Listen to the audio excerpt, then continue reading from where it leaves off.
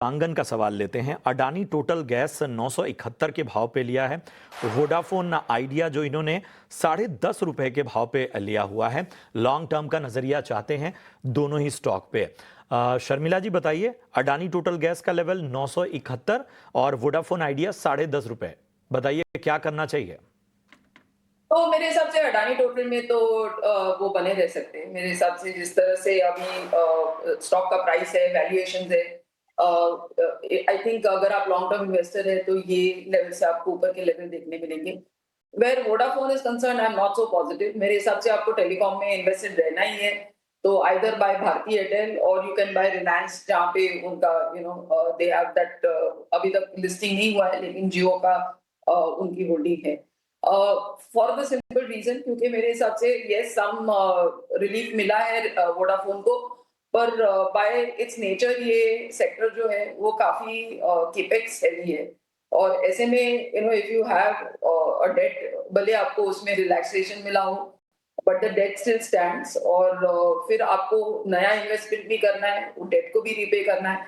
So I think your sort of hands will always be under a stone for some time. तो मेरे हिसाब से sector बहुत अच्छा है once again, but I would prefer some other stock. है राय आपको।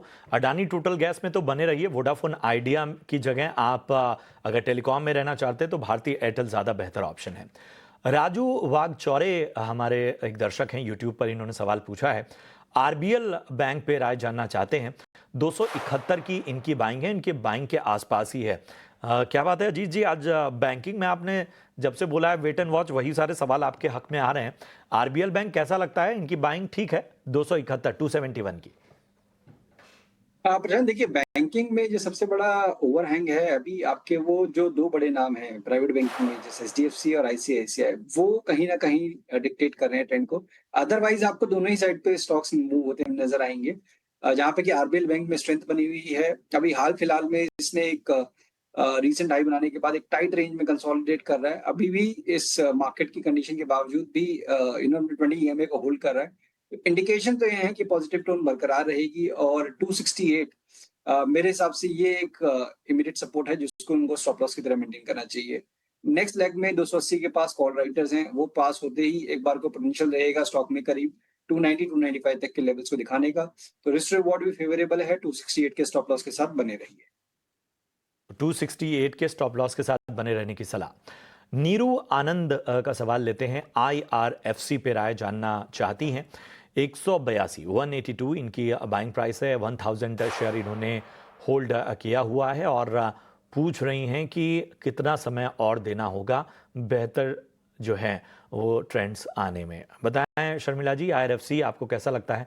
बाइंग तो काफ़ी ऊपर इस तरह की है 182।